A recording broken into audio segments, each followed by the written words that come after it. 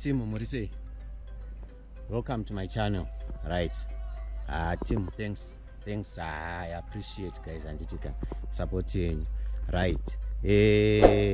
Musakanga nokudzawo maface ka. Ndewo maface, subscribe, like, comment, you know that kind of thing. Munenge muchindigonera. Then ndine comment section. Munongorowa zvima comments chidini chingoenda takadaro.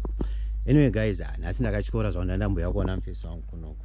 So I was just like waona madadini mufesi wangu bvangu nditi chi dola waona zvanza mbudzi chi ona yekutamba tsvagawo chi chaungaona ipapapo. Saka ndikunotsvaga kuti ndogona kutenga chi ndikutongofamba. Saka pana anogona kundibatsirawo ka unogona kundibatsira tine comment section ungondiudzawo kuti mbudzi tenga chakati handiti ka. Saka iri bho arimbosvika paside apo ndonoti zvakamira sei. Right. Ndiri kunotisa shamwari panapa uri kumasebhabhu shamwari but chi mapoto.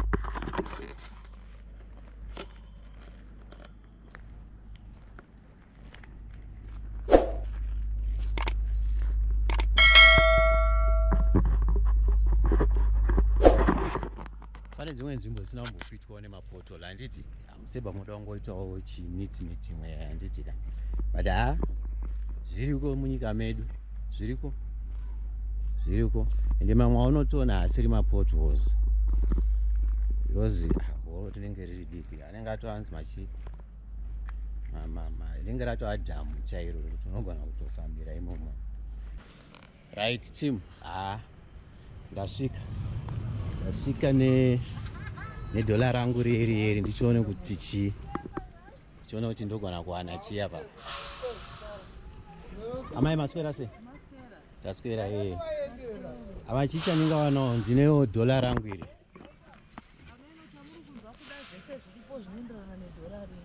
Handiti. Alright. Tine chiyo. Maputi ari kuita mari? 150.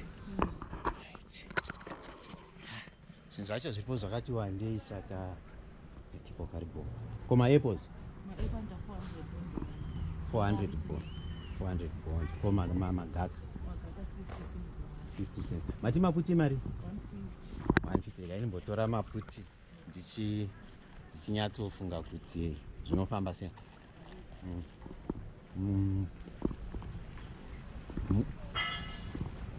Bai maputi acho anonaka. Ndiri munobika rama? Raibo. Saka ndikatora apple ne cucumber inenge yamari?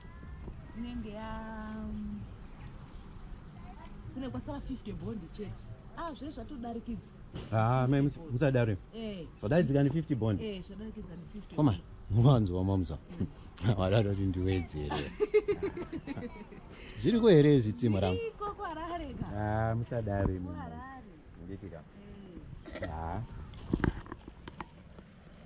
Amai maita basi? Alright, totenda ini. Handiti ka. Ndinoiti kupe plastic rekisira.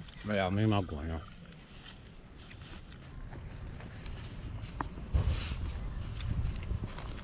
Basa ari kufamba here. Aiwa. Basa bota izvi. Handiti. Mufamba zvakanaka. Renyori sei pana? Aiwa rekurina. Handiti ka. Aiwa todzoka futi. Bajam. Mozanda kufunga kuti chii? Koma banana. Mabanana anoita dolari 6. 50 cents ari 3. Ndikazorera Gaka. Gaka ndifuma banana zvino. Zvinoita. Saka ndisai gaka.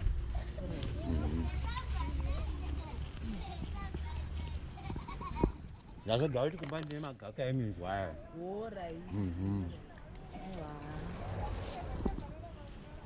Vanoda kuchinja. Maita basa. Aiwa nemo maita basa musara zvakanaka. Aiwa mufamba mushe. Iri bho. Right. Go down. Zvatoita bho. Ndozvandagona kuwana padhola. Saka manje mimi kwamuri handisitomboda dhola chini.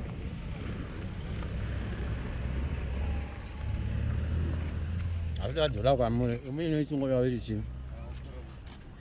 Subscribe haipa channel. Udzai maface. Handiti ka. Ngadaro mune muchodini. Mune kutondisapota maiona.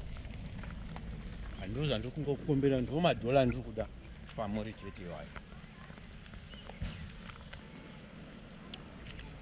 Aya maputi anofamba chini. Ndonzira tsitsi kune vaya vari kunze vaya. Mafanzi ari kunze aya izvozvo. Nomwe mbeso wangu atori kusouth. Antonetsa uchishamana kana uri kuya uya nechi. Uya nemaputi shake nemaje.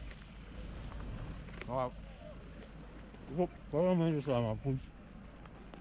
Ngozi. Awakwa hakuna. Hakuna. Kana leo umenisha magaka eminzwa aya.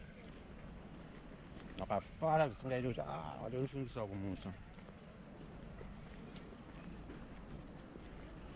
Kuti mwana nanga anisvike panzviri kuenda ini. Aimbotanga kudya lunch. I don't know whatever I want to call it. Like that. Ndiko itori bhora. Nemaputi ndatombosiyana nazvo ndakutorova chii. Ndaomboita mabanana.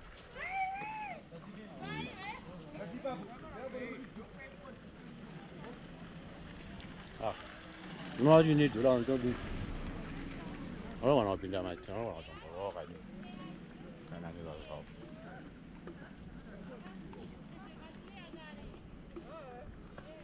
that. By the way, the animal WhatsApp group for those of you who want to get closer. Link iripo pa Facebook page yangu yakanzi Mbudziyadhura. Ngoti tionesane because mwana ngachingochema chida kutaura newe uri padhuze watu saka kawani.